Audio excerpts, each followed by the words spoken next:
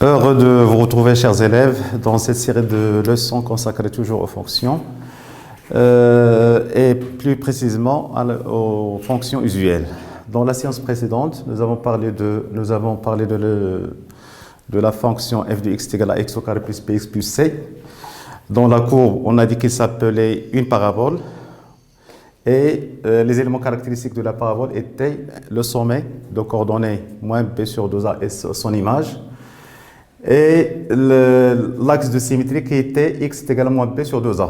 Nous avons dit aussi que la direction de l'hyperbole dépend de si et de a. Si a est positif, il est dirigé vers le haut. Si a est négatif, il est dirigé vers le bas. Et dans ce contexte, je vous ai laissé deux exercices à faire. Le premier, c'était f de x est égal à x au carré moins 2x plus 3. Vous devez donner le tableau de variation de f et tracer sa courbe CF dans un repère orthonormé. Et la fonction g était g de x est égal à moins x au carré plus 2x. Même question, vous allez déterminer le tableau de variation de f et déterminer Cg inter OX, puis Cg inter OY, et enfin tracer la courbe représentative Cg de g. Donc nous allons faire la solution de ces deux exercices. Nous allons commencer par l'exercice 1. L'expression de g c'était de f, pardon, on a f de x à quoi est égal. F de x c'est x au carré moins 2x plus 3. Vous avez ici a c'est 1, b c'est moins 2, c c'est 3. Donc a c'est positif. D'abord f c'est une fonction polynomiale de deuxième degré, donc sa courbe c'est une parabole. La parabole elle sera dirigée vers le haut parce que a c'est 1, il est positif. Donc, on va donner le tableau de variation de f. On nous a demandé de donner le tableau de variation de f. Donc, on a ici a égale à 1 positif. Donc, le tableau, moins b sur 2a est égal. Et moins b sur 2a, c'est moins 2, c'est 2 sur 2, qui est égal à 1. Donc, les variations de f vont changer en 1.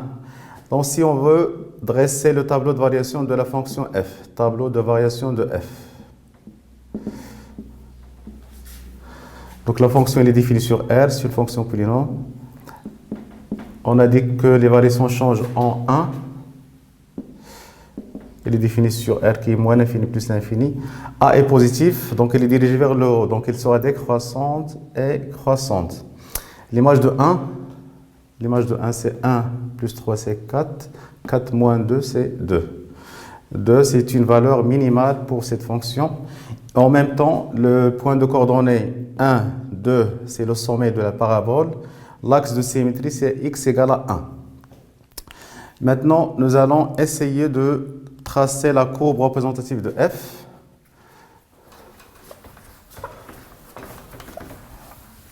On a dit CF, c'est une parabole. Les éléments caractéristiques sont, donc ici CF est une parabole,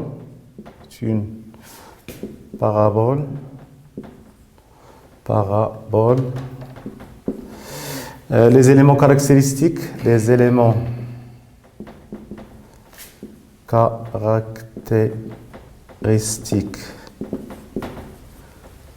sont le sommet, c'est le point de coordonnées 1, 2. L'axe de symétrie, c'est la droite d'équation x égale à 1. Avec ces deux notions, nous allons essayer de tracer la courbe représentative de la fonction f.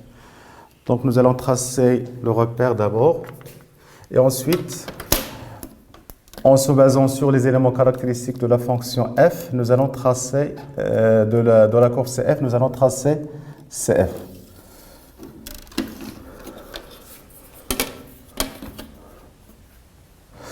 La plus petite valeur, c'est 2, donc la parabole elle sera dirigée vers le haut. Donc en effet, on n'a pas besoin du côté des y négatifs.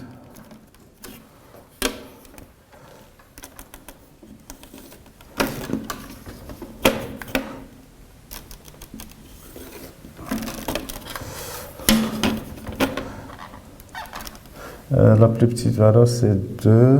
Donc, on aura besoin de 2 unités.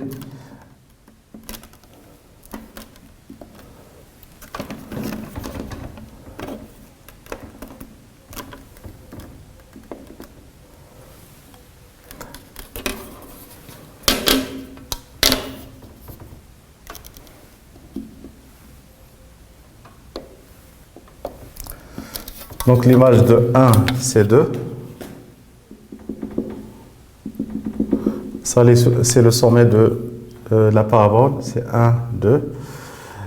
L'axe de symétrie, c'est la droite d'équation x égale à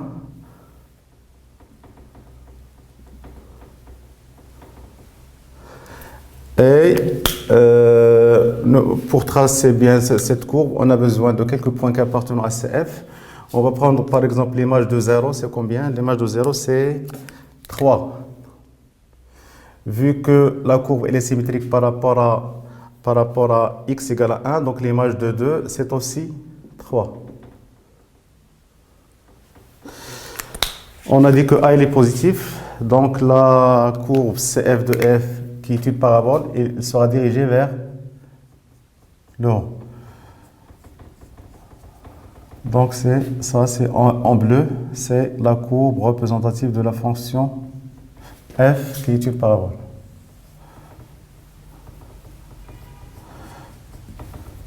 Donc ça c'est la courbe CF de f. Donc on a dit à retenir, on a I positif, donc la courbe elle est dirigée vers le haut. Les éléments caractéristiques sont 1 et 2, qui sont les coordonnées du sommet. L'axe de symétrie, c'est la droite d'équation x égale à 1. Donc cette droite, en fait, c'est qui passe par le sommet, a pour équation x égale à 1. Ça concernant le premier exemple. Le deuxième, vous avez l'expression de la fonction g, c'est 2x moins x carré plus 2. Là, vous voyez que a elle est négatif. Donc là, l'expression de g, c'est une équation, c'est un polynôme de deuxième degré. A est négatif, la courbe, c'est une parabole. A est négatif, donc il sera dirigé vers le bas. Donc exercice 2. Quelle est l'expression de g? Vous avez g de x, à quoi est égal? G de x, c'est moins x carré plus 2x. Si on a à donner le tableau de variation de la fonction, on a g, CG, c'est une parabole. A, elle est négative puisque A égale à moins 1. Donc il sera dirigé vers le bas. Moins B sur 2A, à quoi est égal? Moins B, donc c'est moins 2 sur moins 2, donc c'est 1. Donc la courbe, les variations de G vont aussi varier en 1. Donc si on a dressé le tableau de variation de la fonction G, donc il sera, puisque A est négatif, donc c'est accroissante, décroissante. X et G de X. Il est défini sur R, c'est une fonction polynôme. Les variations changent en 1. Donc la fonction, on a dit A est négatif, donc il sera dirigé vers le bas. Donc, il sera croissante, décroissante.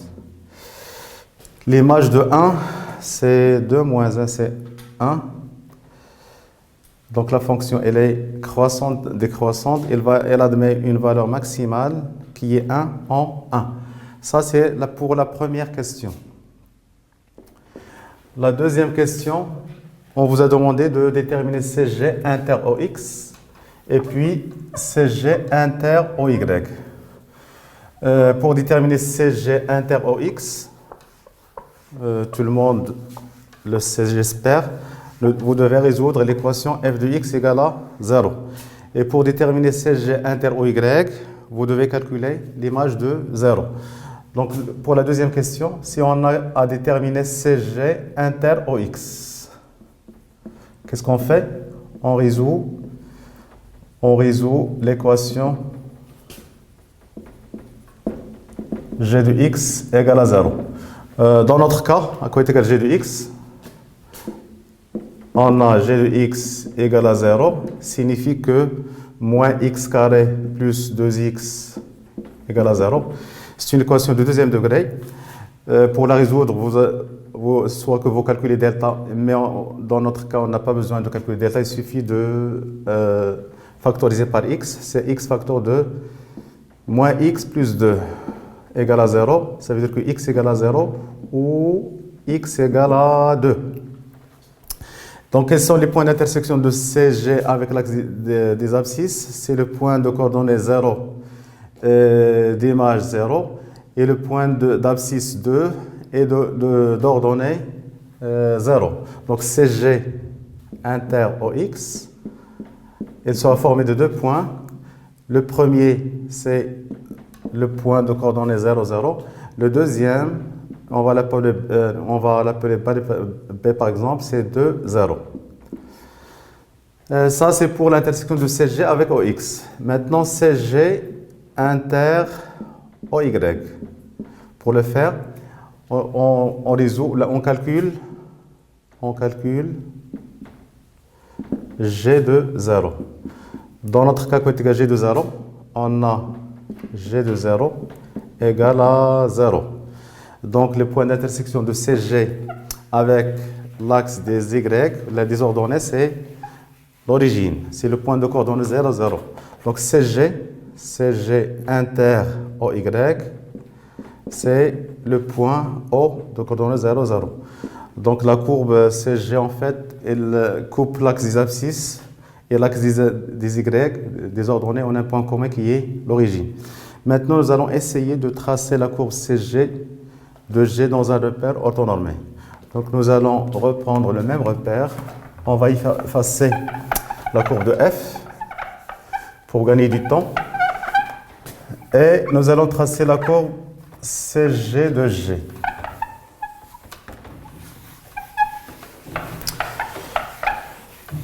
Donc, le sommet de la parabole, c'est 1, 1. C'est une coïncidence. Mais tout à l'heure, vous avez 1, 2. Cette fois-ci, c'est 1, 1. Donc, le sommet de la parabole, c'est 1,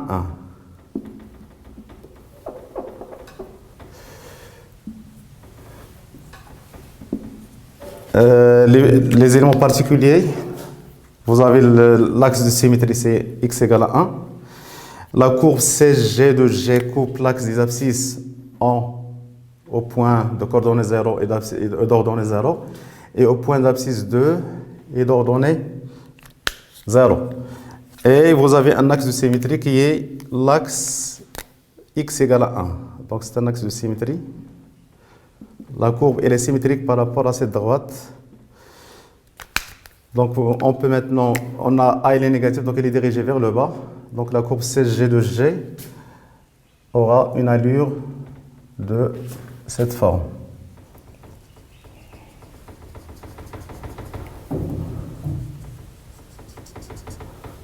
Donc il faut à chaque fois que la distance entre le côté droit de la courbe et le côté gauche de la courbe, le côté gauche de la courbe soit égal.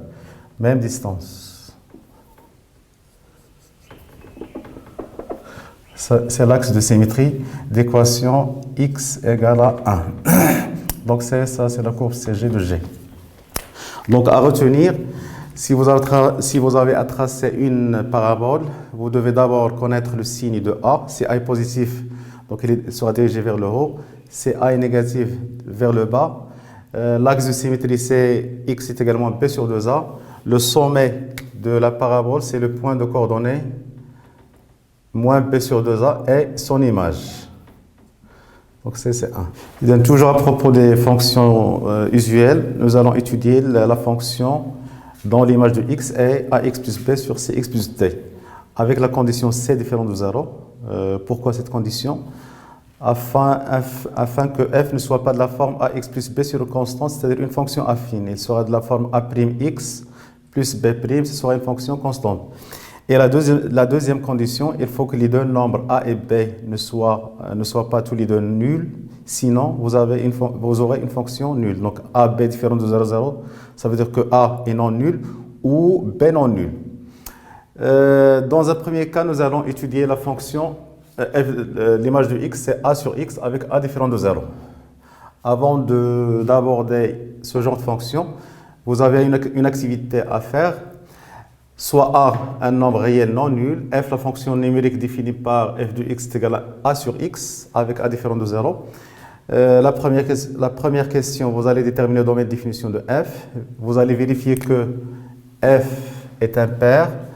Vous allez étudier les variations de f sur le domaine de définition inter R+, c'est-à-dire sur le côté positif de df. Et puis sur df tout entier, vu que f est impair, tout le monde sait qu'une fonction impaire, elle garde la même monotonie sur les deux intervalles qui sont symétriques par rapport à 0. La quatrième question, vous allez dresser le tableau de variation de variation de f sur df. Et puis, vous allez construire la courbe CF de f dans les deux cas, a égale à 1, puis a égale à moins 1. Et à partir de cette activité, nous allons prendre le cas général de la fonction f de x est égal à a sur x. Et donc, la première chose que nous allons faire, c'est de répondre d'abord aux questions données dans l'activité. Donc la première question, c'est quoi? La première question, c'est le domaine de définition de cette fonction. Quelle est l'expression de f? On a dit que f de x, c'est a sur x. Le domaine de définition, vous avez une variable x au dénominateur, donc il faut qu'il ne soit pas nul. Donc le domaine de définition de f, c'est r moins 0, c'est-à-dire r étoile, sous forme d'intervalle, c'est moins l'infini 0, union 0 plus l'infini. La deuxième question, la parité de la fonction. Donc la première condition, elle est vérifiée. Rappelez-vous, on a dit que pour qu'une fonction soit paire ou impaire, la première chose, il faut que le domaine de définition soit symétrique par rapport à 0. Donc d'après l'écriture de df sous forme d'union d'intervalle, tout le monde voit que la première condition elle est vérifiée, c'est-à-dire la symétrie du domaine de définition par rapport à 0. La deuxième, on va calculer f de moins x. À quoi est égal f de moins x? C'est a sur moins x est égal à moins a sur x. Et là, c'est moins f de x. Donc, quel que soit x appartient à df, moins x appartient à df. Et f de moins x est égal à moins f de x, donc la fonction elle est impaire, donc f est impaire. Donc pour étudier les variations de f, il suffit de les étudier sur le côté positif de df. Dans notre cas, c'est 0 plus l'infini. Puisqu'elle est impaire, elle aura les mêmes variations sur l'intervalle moins l'infini a. Donc pour étudier les variations de f, vous avez deux choses pour le faire. Soit que vous prenez deux éléments x1, x2 tels que x1 inférieur à x2 et comparer les images, ou bien on va faire appel au taux de variation. Donc nous allons étudier les variations de f, 3. Donc on va prendre soit x1, x2, deux éléments de df inter r plus le tout au carré, avec la condition x1 différent de x2. Le taux de variation t, c'est quoi? C'est f de x1 moins f de x2 sur x1 moins x2. À côté de f de x1, c'est a sur x1 moins a sur x2, le tout sur x1 moins x2.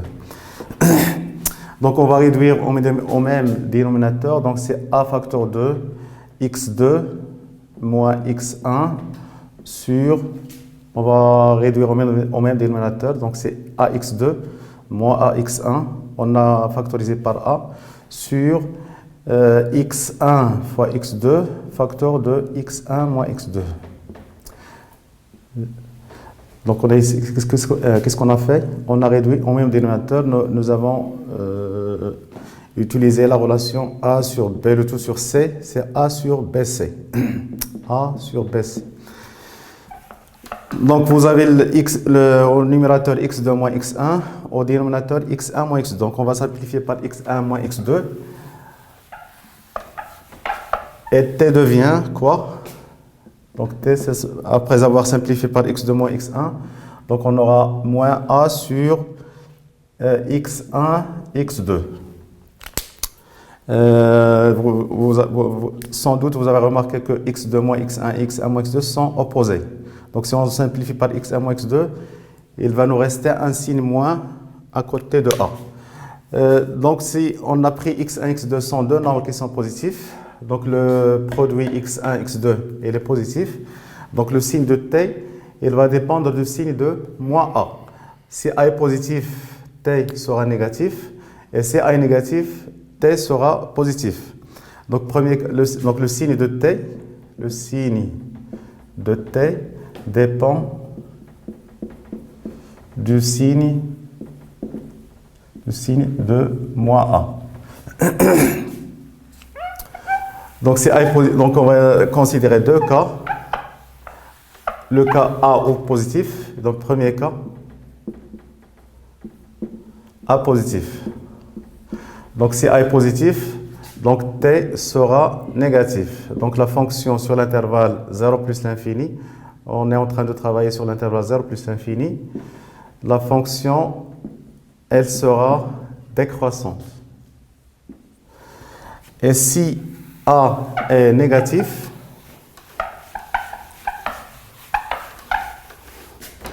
deuxième cas, A négatif, donc T, A négatif avec le signe moins, donc T va devenir positif, donc T est positif. Donc la fonction, elle sera strictement croissante sur l'intervalle 0 plus l'infini. On a mis deux barres ici parce que la fonction n'est pas définie en 0. Donc la fonction est strictement croissante. Ça, ce sont les variations de f sur l'intervalle 0 plus l'infini dans les deux cas, A positif et A négatif. Pour la question 4, on a à déterminer les variations de f sur df qui est R étoile. Donc pour le premier cas, A positif, on a dit que la fonction elle est décroissante sur 0 plus l'infini. Et puisque c'est une fonction impaire, elle sera décroissante sur moins l'infini 0, qui est le symétrique de 0 plus l'infini jusqu'à par rapport à 0. Le deuxième cas, si A est négatif, nous avons dit que la fonction elle est croissante sur l'intervalle 0 plus l'infini. Vu que la fonction elle est impaire, donc elle est aussi croissante sur l'intervalle moins l'infini 0. Rappelez-vous, une fonction impaire, elle garde la même monotonie sur les deux intervalles qui sont symétriques par rapport à 0. Pour la cinquième question, vous avez à tracer la courbe CF de f dans deux cas. Le premier cas A égale à 1, c'est-à-dire f de x va devenir 1 sur x. On a remplacé A par 1. Donc A, c'est un nombre qui est positif. Donc on est dans le cas 1. Donc la fonction, puisque A est positif, la fonction elle est décroissante. Pour un bon tracé de la courbe, on aura besoin de quelques points appartenant à CF. Nous avons choisi ici 5 valeurs. L'image de 1 quart, c'est l'inverse de 1 quart, c'est 4. L'inverse de 1 demi, c'est 2. L'inverse de 1, c'est 1. L'inverse de 2, c'est 1 sur 2. L'inverse de 4, c'est 1 sur 4. Puisque f de x, c'est 1 sur x, c'est l'inverse de x. Donc à partir de ces points, on va tracer la courbe CF de f. Et puisque la fonction elle est impaire, elle sera symétrique par rapport à l'origine. L'image de 1 sur 4. Donc on va prendre l'unité, c'est 1. Et 2 carreaux pour une unité. L'image de 1, c'est 1. On a commencé par l'image de 1. L'image de 1 sur 4, là c'est 1 demi. 1 sur 4, son image c'est combien? C'est 4. Vous avez 1, 2, 3 et 4. C'est un nombre qui est très grand un peu. Donc on va prendre l'image de 1 demi. Quoi est égal à l'image de 1 demi? C'est 2. 1, 2.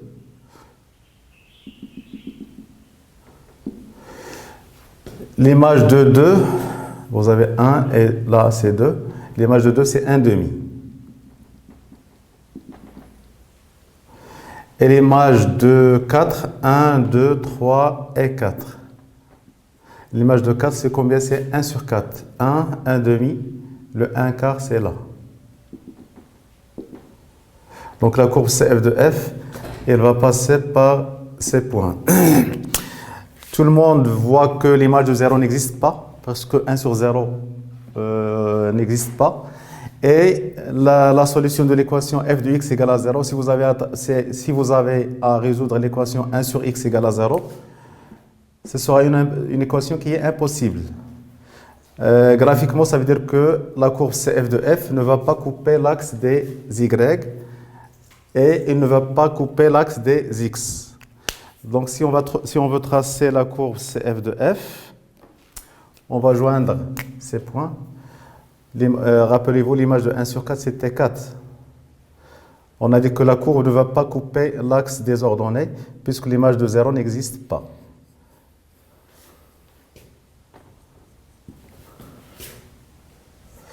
Et il ne va pas couper l'axe des x, puisque l'équation f de x égale à 0 n'a pas de solution. Donc il s'approche des deux axes sans qu'elle les coupe. Ça, c'est le côté positif de CF.